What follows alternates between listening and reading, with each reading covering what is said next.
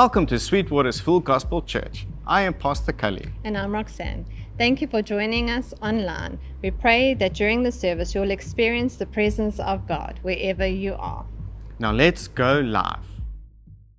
We are in our third week of the sermon series called Replenish, and what we've discovered is, as we're talking about, God filling us, what does it mean when God is filling us again?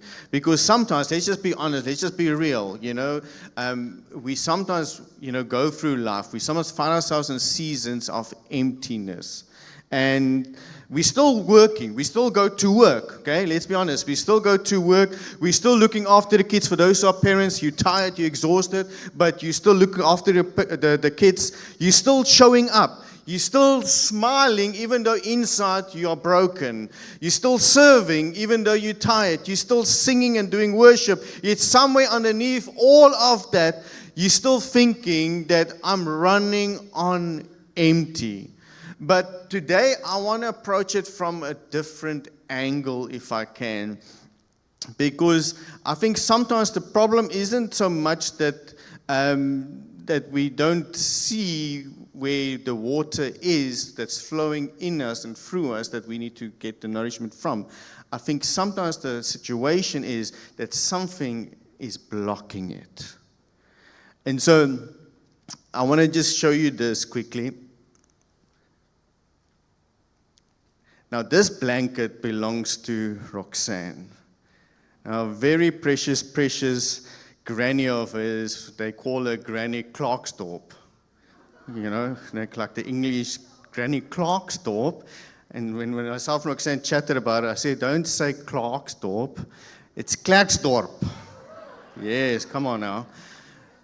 And so, Granny Clarksdorp, or late Granny Klaksdorp, when Roxanne was born, she actually knitted this blanket for Roxanne. And all these years, Roxanne treasured this blanket. And let me just say this, it means a lot to Roxanne, this blanket. She carried this for so many years. And it's not because, and I want to say this, not because this blanket is expensive. I mean, you can see it's got all these frills and it's already gone through life. But you can't put a price on this blanket because this means more than a price tag on this blanket. It means somebody. It means history. It means generations of people that will take this blanket and look at this blanket and say, there's meaning to this. But here's the crazy thing about the story of this precious blanket. So, a few years ago, myself and Roxanne were blessed to move into a new house. And who has moved? Not recently, but has ever moved? Because let's just quickly unpack that. Because if ever you've moved, go with me, maybe it's just us, maybe it's just me and Roxanne. But if ever you are moving, even when we moved, you open a cupboard when you're getting the boxes ready, and you open your cupboard and you're like, whose stuff is this? And then you have to come to the conclusion, it's your stuff. And then you get into the idea of now you're getting boxes and you pack and you pack and you pack. And then you get everything ready and then you move. And so like for myself and Roxanne, we took the blankie and we put it in a box and we put it with all the other boxes and off we went to the new house. And then we get to, again, if you've ever moved, you get to the place where now you pack, but now comes the joy of unpacking. And so you open the boxes and it's box 1, unpack. Box 2, bless you. Box 2, unpack. Box 3, unpack. Unpack, unpack, unpack, unpack. And maybe you, like me, eventually get to a place where you're like, I think I've done enough for now. We'll do it sometime later. Okay? Go with me that later, because that later turns into, shameful to say, turns into 6 months. And then that later turns not just into 6 months, it turns into years. And so, during that period of the 6 months of, unpacking and not unpacking everything, we were looking for Roxanne's blankie, because this is Roxanne's blanket that Granny Klaksdorp knitted for her. And lo and behold, we cannot find blankie. So we are going through the boxes, we're going through the cupboards, we're going through everywhere. We looked everywhere. We cannot find this blanket. And eventually we had to come to this conclusion that I think it's lost. I think somewhere between the transition from the old house to the new house, somewhere it got misplaced. Maybe somebody that was helping us move forward, this is worth nothing, let's just chuck it away. We don't know, but we can't find it, so it is lost. Come beginning of this year's winter, Roxanne decided, nope, I need my blankie. And so she decided, I'm going to dig a little bit deeper. And so in goes Roxanne to the cupboards, unpacking boxes, dusting off, years of accumulated dust, taking things off, removing things out, and lo and behold, blankie appears. Come on now, yes. So here's the thing though, and the idea of this is, it wasn't gone. The blanket wasn't gone. The blanket wasn't lost. It wasn't destroyed. It was just covered. And it made me think of something. How many things in our lives do we assume are gone in our lives when they've actually just been covered? How many things have we called dead when in actual fact it's just been buried underneath some stuff? How many times have we said, I'm not as passionate as I used to be anymore. I'm not as hungry for God as I used to be. I don't pray like I used to do. I don't worship like I used to do. I don't feel God's presence like I used to do. I don't have the joy like I used to do. And maybe, just maybe, the problem isn't that the water stopped. Maybe something got put over the well. And that's what I want to share with us in the part that we have together. And you can, making notes, you can title your notes, Remove the Lid. Remove the lid. Let's just pray. Heavenly Father, and Almighty God and King, we come before you, Lord God. And I pray, Lord God, as we unpack this morning, Lord God, removing the lid, uncovering the things that we thought might have been lost, might have been destroyed, but in actual fact, it was just covered. I pray, Lord God, that your servant will decrease and you will increase. In Jesus' mighty and powerful name, amen and amen. Turn to somebody next to you and tell them, dig deeper. Now say it like you mean it. Like, dig deeper. Be like Roxanne with her blankie. Dig deeper. Because don't confuse what you can't see with what isn't there. You may not see it. You may not feel it. You may not have access to it right now in this moment, in this season right now. But it doesn't mean God has stopped being God. It doesn't mean that the promise that God gave has disappeared somehow. It doesn't mean, and I want to say this to us, it doesn't mean that the well has dried up. It might just mean, and this is for all of us, it might just mean that something is covering it. And that's exactly where we find ourselves in Genesis 26. Isaac is in a season of tremendous blessing. The Bible says in Genesis 26, verse 12 to 13, Isaac planted crops in the land, and the same year reaped 100-fold, because the Lord blessed him. The man became rich, and his wealth continued to grow until he became very wealthy. God was blessing him. God was increasing Isaac. God was providing for Isaac. But how many of you know when God increases you, don't be surprised when envy starts watching you? Are you with me? When God increases you, don't get shocked and surprised when envy starts watching you, because there will be moments where people will be like, why do they get that? Why do they have a new car? Why do they have the promotion? Why are they so happy and so joyful? Because Genesis 26:14 gives us the idea and understanding what it means when envy starts watching. He had so many flocks and herds, this is talking about Isaac, and servants, that the Philistines envied him. See, God was providing for Isaac. God was increasing for Isaac. God was blessing Isaac. And the Philistines saw this. They saw the blessing. They saw the increase. They saw the providing. God was providing for Isaac. But they had to come to the idea and understanding that they cannot, move the blessing away from Isaac. They cannot move God away from Isaac. But what they can do is do something radical in the other idea, which is, but they couldn't stop what God was doing in Isaac, so they tried to stop what was flowing through Isaac. What do I mean by that? Genesis 26:15 gives us an idea.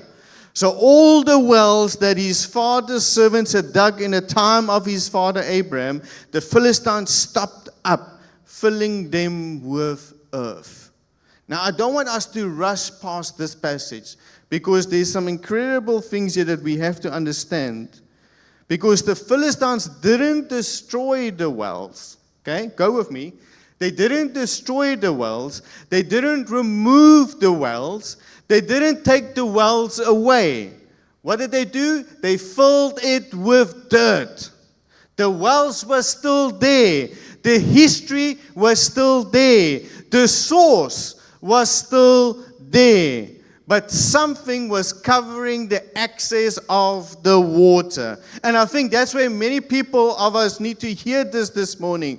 Don't confuse a blocked well with a barren well. Don't confuse the blocked well with a barren well. Just because you can't have access to the water doesn't mean there isn't any water. Just because you don't feel God doesn't mean that God has left. Just because you're tired doesn't mean that grace has run out. Just because you are struggling to pray doesn't mean that prayer has stopped working. Just because worship at times feels difficult doesn't mean God's presence has disappeared. Just because you're in a dry season, I want to say this for all of us this morning, just because you're in a dry season doesn't mean that the source, our source, Jesus, has dried up also. And let me just say this right here, right now for us. Nobody plans, I don't know, maybe I'm wrong, but nobody plans to go spiritually dry. Nobody plans to go spiritually dry. It happens in a situation, a decision that has been made, or something that causes us to move from joy to chaos, to move from being filled by water, the living water, to feeling dry and empty because of something that happens. And usually what it means is you didn't stop loving God. What happened was that you got hurt. Maybe church hurt, people hurt, but you got hurt. Maybe you didn't stop believing, but you got disappointed. You got disappointed in people that made promises to you. You got disappointed in, your pastor, your church, whatever. You got disappointed, and so now you feel like what you're feeling is running on empty. But you didn't stop believing. It's just that you were disappointed. Maybe it isn't that you stopped praying. You just don't feel like I keep on repeating the same prayer over and over and over again. And it's not that you stop worshiping. What happens is that we started carrying something with us into worship that we shouldn't have been carrying in the first place, that should have been dealt with. And yet we carry that into our worship to God. And little by little, dirt started to accumulate in those areas. Now, let me explain this. Have you ever noticed, if you leave a house or a place empty for a while, how dirt just somehow comes into that area? I mean, you don't plan for the dirt to get there. You don't put it on your calendar. This week the dirt is gonna arrive. Dust just settles. If you leave a place long enough, okay, maybe it's never happened to you, but I know it's happened to me for the longest of time. I'm not ashamed to say that. Dust seems to settle. Leave a place long enough and dust settles. Somehow it just appears. You don't invite it. You don't schedule it. It just accumulates. And sometimes, let me just say, that's what happens in our lives. If we're not careful, dust starts to settle in our lives. What does it mean? Disappointment settles. Bitterness settles. Fear settles. Offense settles. Comparison settles. Shame settles. And eventually, when we look at something that used to flow freely, that was running with living water, we come to this place and we say, but what went wrong? Can I tell you what went wrong? Life put dirt in that well. Look at Genesis 26:18. And Isaac dug again the wells of water that had been dug in the days of Abraham his father, which the Philistines had stopped after the death of Abraham. And he gave them the names that his father had given them. I love that sentence there. Dug again. Isaac didn't say, God, just give me another source. I'm struggling here. I need more replenishment. I need refreshment. So give me another source. He went back. He uncovered. He dug again.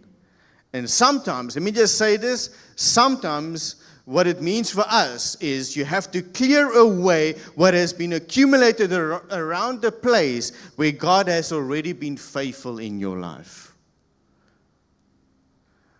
And what does it mean? Because can I speak frank? Is there any Franks in the house? Can I speak frank? And I didn't understand what I mean by that is sometimes we instead of moving, just around, and I'll get to the place just now, there's sometimes, instead of moving around, God is going to ask us just to dig again, where He has been faithful before. And being frank, what does it mean for me and you? Sometimes we don't need a concordance study Bible that can tell us in Jewish, Hebrew, and Greek, and the mirror this and mirror that, and whatever is in the Bible. Sometimes what it means is you don't need a new Bible, you just need to open the one that God already gave you. Maybe that's the dust that needs to just come off.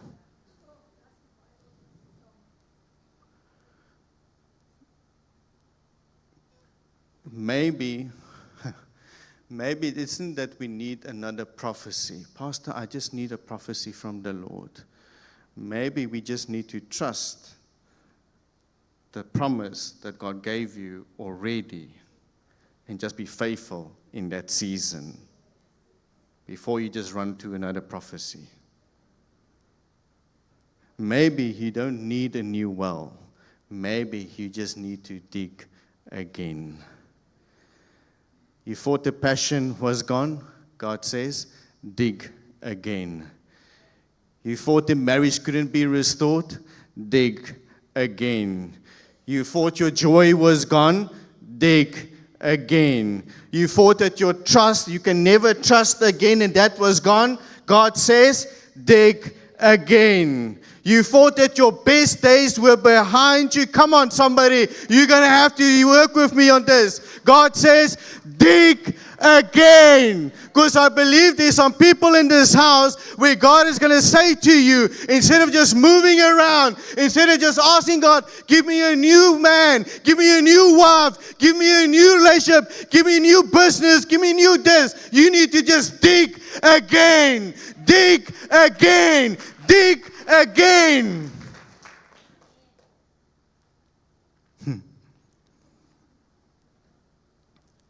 And yes, there's going to be times when we have to dig and dig and dig and dig. And Isaac digs. And guess what? He finds water. But the same people that had moans and complaints about where he was now has moans and complaints again. Because again, the same Philistine shows up. Genesis 26:20 says, but the herders of Gerar quarreled with those of Isaac and said, the water is ours. So now they're complaining because now they see Isaac has found water. And they're like, no, hold on. God has blessed you. We want that. That's ours. So what does Isaac do? He moves. He digs another well. Genesis 26:21. Then they dug another well. But guess what? The same Philistines again. They quarreled over that one also. Now, I don't know, maybe I'm weird, but if I was Isaac, I would eventually get so dik. Okay, Afrikaans? So dik. There's another word there, I'm not going to use that one. But I would get so dik and I'd be like, Lord, can I just have a well where nobody has got issues? Because it seems every time people have issues with me. And what does it mean for me when I was reading this? Because some people don't need a reason to have a problem. They just need a person.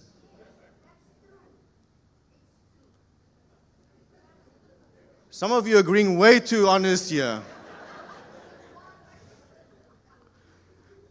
Because some people don't need a reason for, they just need to point to a person and say, you are the problem. You. So Isaac digs a well. They have a problem. He digs another one. They have a problem. He moves. They have a problem. And sometimes, I want to say this, sometimes we're not empty because there isn't any water. Rather, we are so busy fighting over dirt that we never get to the water. You're arguing over what they said. You're replaying what they did. You're still angry about what happened 5 years ago. You're like, do you remember what they did to me 5 years ago? I don't even remember what happened last week. And you're still trying to prove you are right and they are wrong. You're still waiting. And I want to say for some of us, we're still waiting for the apology. And you wonder why you are so tired. Because you've been fighting over dirt.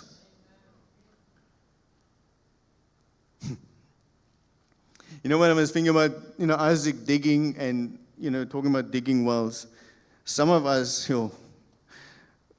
we struggle to find water for digging wells, but we are so good at digging up dirt of other people.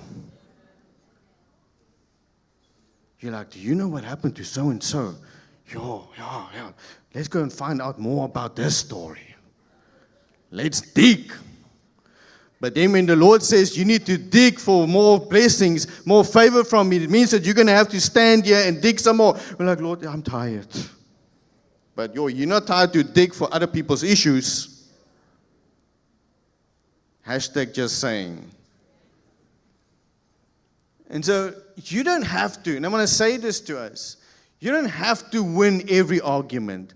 You don't have to answer every accusation. You don't have to explain yourself to everybody. You don't have to defend yourself every day. You don't have to attend every fight you've been invited to. Like, I'll go there, I'll show them. You don't have to attend every fight that you've been invited to. Here's the spiritual truth right here and right now. Some battles, okay? Some battles are distractions from your assignment. Some battles are distractions from your assignment, because when we become busybodies of trying to figure everything out, every fight, to win every fight, every argument, trying to defend everything that we need to defend, when God is saying, no, I just need you to be there. I just need you to dig there. Don't worry about what's happening here. Dig there. We're like, but Lord, they said something about me. And many a times, okay, let me go, because I don't even have it here, but let's go there. Many of us will go and get second-hand offense. You have heard of that? Somebody else got hurt, and you're like, how dare they hurt that person? And then you're like, I'm going to show them. Where's Facebook now? And you're like, who are you? You're not even the one that got hurt. You took offense for somebody else. And you're spending all your time. You're like, they better reply. They better respond because I'll show them. And you do research on dirt. We become archaeologists on dirt for people's issues instead of being faithful Christians in the blessing that God has for us. There are people who will drain you if you let them. There are conversations that will drain you. There are environments that will drain you. There are social media arguments that will drain you.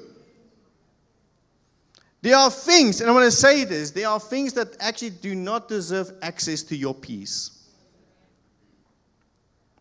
And I love Isaac because he doesn't get stuck there. He doesn't say, I'm going to spend the next 10 years trying to prove to these Philistines that this is my well. He moves. He digs again. They complain. What does he do? He moves. He digs again. Because Isaac understands something here. The water is more valuable than winning the argument. The water is more valuable than winning the argument. Somebody needs to hear this in your family. Somebody needs to hear this in your workplace. Somebody needs to hear this whether you are in ministry or you wanted to go into ministry. The water is more valuable than the argument. You don't have to win the argument because guess what? You might win the argument, but you might lose the relationship. You can prove your point, but you can still lose your peace. You can still prove that you are right and still be spiritually empty. And sometimes you've got to say, and I want to just encourage us this morning, sometimes you're going to have to stand and say, I'm not fighting over dirt anymore. I'm not fighting over dirt anymore because I've got somewhere to go. I don't know about you, but I've got somewhere. I've got an assignment from the Lord. God has placed something inside of me. I cannot stay here and fight over dirt. I've got a future. I've got a calling. I've got a family. I've got purpose. I've got plans. I cannot stay here and fight for dirt. I've got a well to dig. I don't know about you. You fight over that issue there. You complain about that situation there. I've got a well to dig. I've got water to go to. So eventually Isaac gets another well.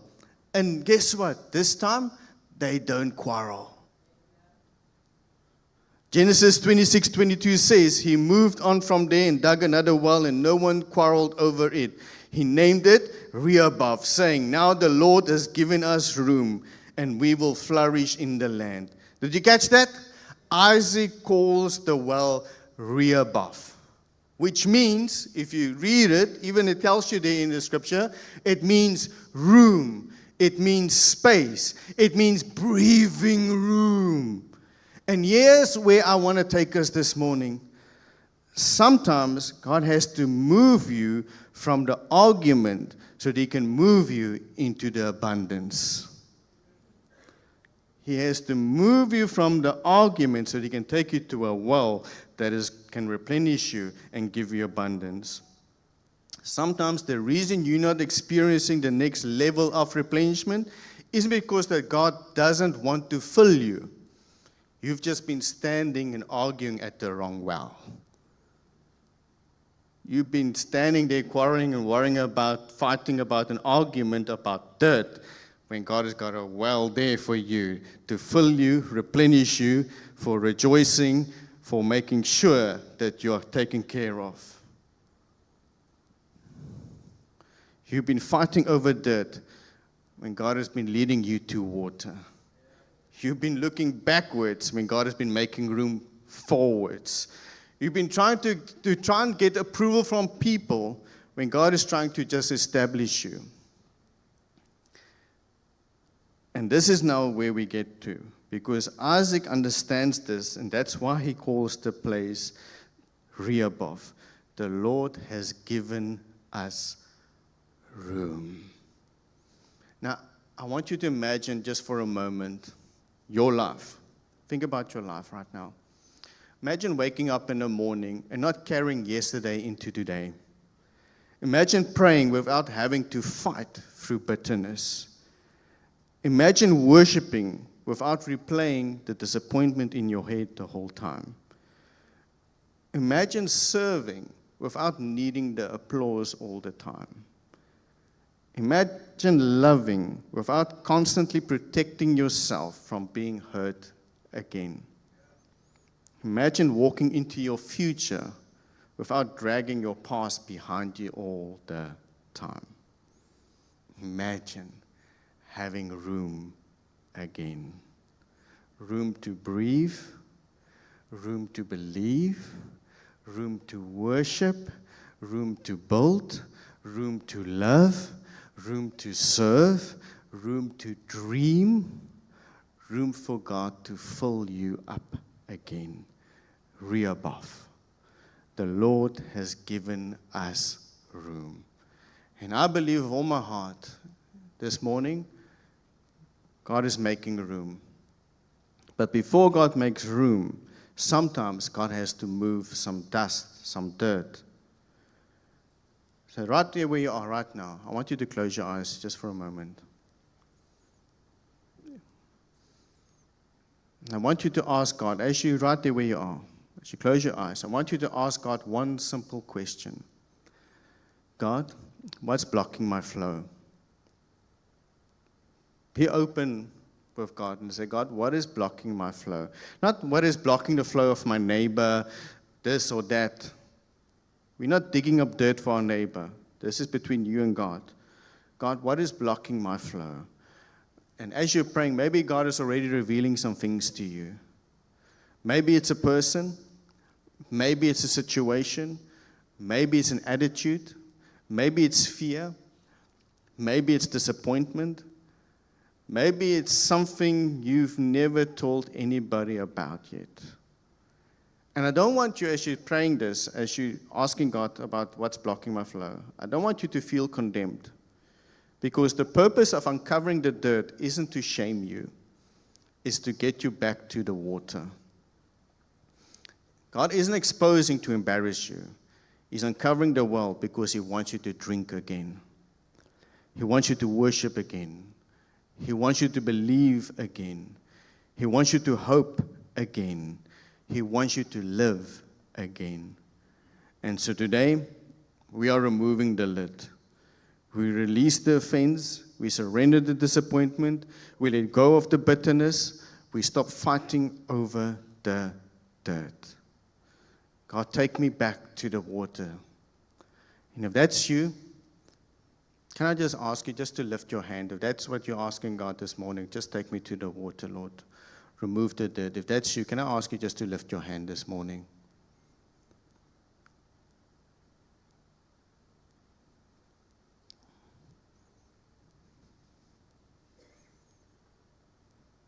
Put your hands down.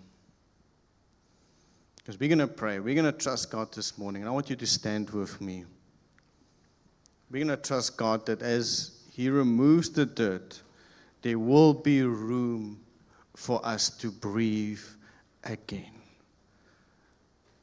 to worship again, to live again, to love again. And so for everyone that lifted their hands, and even for us right now this morning, even though you didn't lift your hands, my prayer is that the God that is of Isaac, the God that was of Abraham, is the God of each and every one of us here this morning.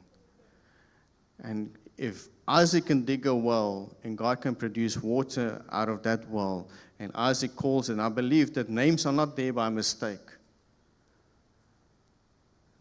Rehoboth, making room. And so, Heavenly Father and Almighty God and King, we come before you, Lord God. And we declare, Lord God, that you are the God of Isaac, Abraham, and the God of us. And I pray, Lord God, just as Isaac dug the well, Lord God, and called it Rehoboth, Lord God, for each and every one, even for those who put their hands up, Lord God, for asking you, Lord God, what is blocking? And I pray, Lord God, that you would reveal to them what is blocking right now, Lord God. Maybe for some of them it's been disappointment. Maybe for some of it, it's been, things that they've been struggling with in a secret place, Lord God. Maybe for some of it's because they've been waiting for an apology that never came, Lord God. Maybe it's because of hurt. Maybe it's because just of a relationship. Whatever that might be, Lord God. I pray this morning, Lord God, Lord, that you would lift the lid up and you would remove each and every struggle, each and every fear, each and every anxiety from their lives, Lord God. And I pray, Lord God, that you would just continue to speak more and more into their lives. That you would show them the Rehoboth in their lives, Lord God. The wells of living water that will burst forth into their hearts, into their souls, into their minds, and they will know, Lord God, right now, in the mighty name of Jesus, that you are the living water. You are the great I am. There is none like you, and I thank you, Lord Jesus, that right now, as people experiencing your peace, as they're experiencing your comfort, as they're experiencing everything that you have for them, I thank you, Lord God, that they walk into this day, Lord God, not just as being defeated, Lord God, not discouraged, Lord God, but they walk out of here as more than conquerors, Lord God, because you are the all-conquering God. We give you all glory and honor in Jesus' mighty and powerful name. And all God's children shout aloud. May the Lord replenish what life has emptied. May He uncover what you thought was lost. May He remove every lid that has blocked the flow. May He give you grace to stop fighting over dirt and wisdom to keep digging until you reach the water. And may you enter your Rehoboth, the place where the Lord has made room for you to breathe, for you to grow, for you to flourish, and to be fruitful. May you leave full, may you leave free, may you leave refreshed. In Jesus' name, amen and amen.